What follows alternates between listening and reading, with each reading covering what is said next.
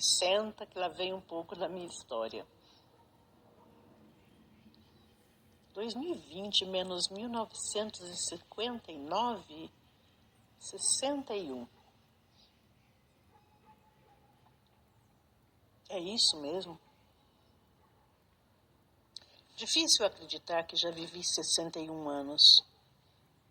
Mais da metade, com certeza, do que terei nessa existência. Nasci em Barretos, embora já morassem em Cardoso. Não sei por que mamãe ia a Barretos para nos parir. Do 0 aos 15 anos, vivi uma infância típica de cidadezinha do interior, brincando nas ruas sem asfalto, passando férias na fazenda, onde não havia nem luz elétrica. Daí talvez a necessidade de desenvolver mais cedo a minha luz interior.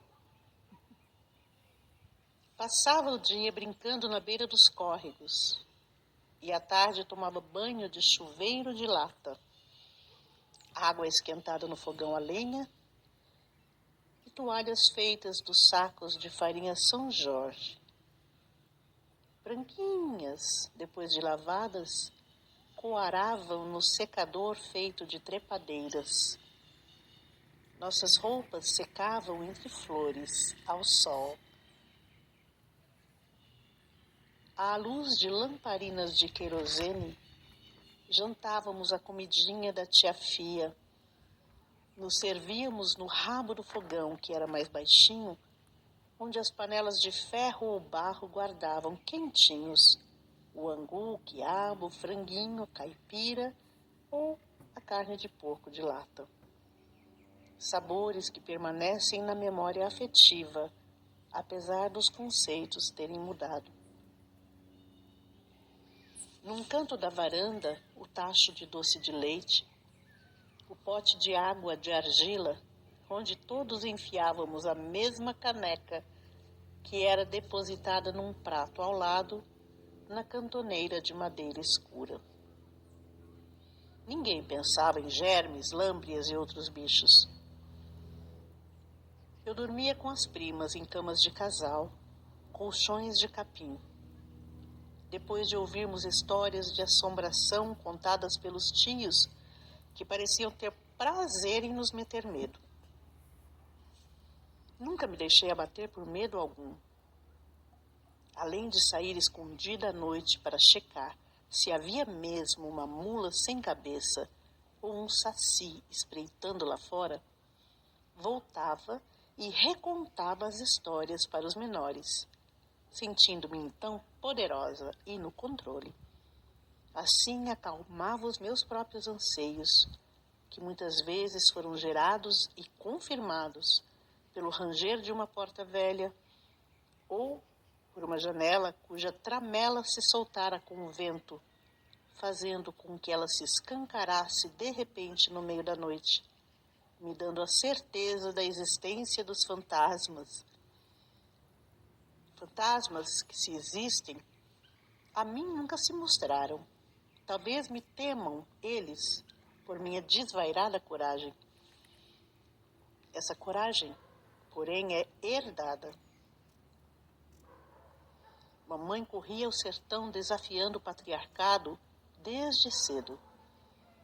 Amava pescar e vivia à beira de córregos e rios, numa época em que era muito comum se deparar com sucuris, cascavéis e jararacas cruzeiro. Uma vez assistiu a uma cena em que um filhote de sucuri atravessava tranquilamente por cima da barriga de papai, que cochilava enquanto esperava ela pescar. Viu papai acordar e calmamente aguardar a bicha passar. Eram muitas histórias de cobras e outros bichos, como onça e javali, além das lendas da mãe do ouro, do curupira e da mãe d'água. Ainda assim, nada segurava a molecada, que de cedo até a hora do almoço andava pela mata, protegidos apenas pelas orações das mães e pela própria ingênua inconsequência. Dizem que Deus protege os incautos, E protege mesmo.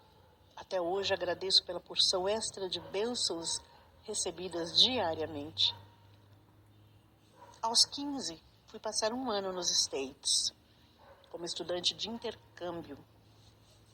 Minha teacher, Neide Romani, adivinhou em mim algum talento que eu mesma ainda desconhecia, mas que tem se revelado ao longo dessa minha caminhada. Confiou em mim a professora e também meus pais, que me entregaram ao meu destino sem apego, hesitação ou qualquer tipo de controle. De Cardoso, sem asfalto, diretamente para os Estados Unidos da América, cuja referência que eu tinha era apenas dos filmes de Far West das sessões de matinê no cinema do seu Luizão. O que vivi lá são outras histórias. Ao retornar, assumi as aulas de inglês de uma escola particular em Jales, onde, com apenas 17 anos, permaneci por 8 meses lecionando para alunos que de manhã faziam comigo terceiro colegial. Podem imaginar a farra de eu ser professora de colegas de classe?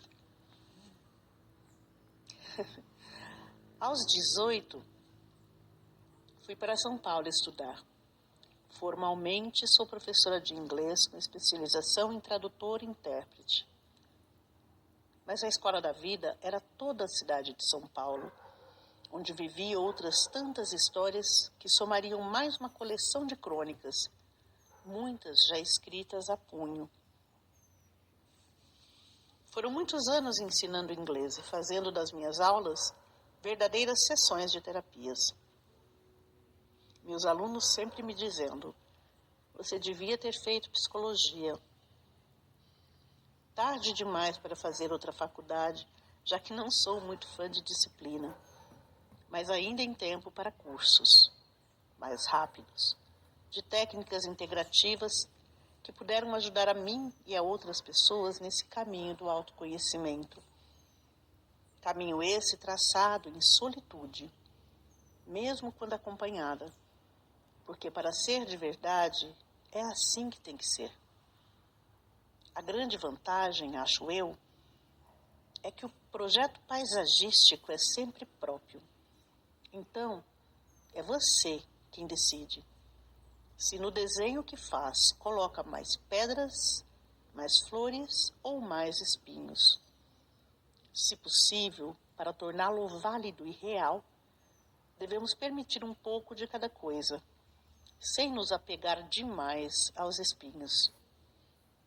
As pedras, essas podemos contornar, como as curvas feitas pela água num regato, transformando a falta de simetria e os constantes desequilíbrios em beleza organizada, como quem, driblando a própria ignorância, sempre alcança os objetivos traçados ainda no mundo espiritual, antes de embarcar nessa insólita viagem.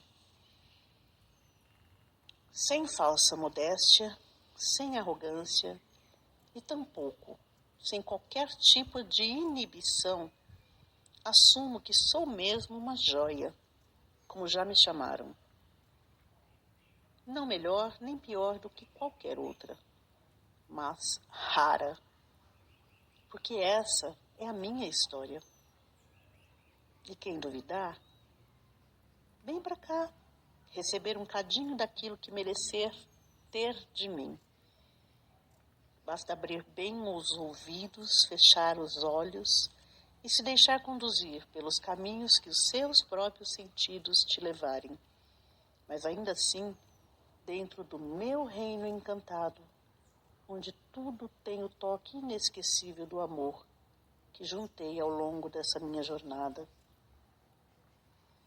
Então, hoje celebro meu aniversário agradecendo sempre ao Criador por me permitir estar aqui nessa época tão preciosa, onde podemos não mais apenas caminhar placidamente, mas correr saltitante rumo ao futuro, por essa estrada que está à revelia de muitos, nos conduzindo sim à nova terra.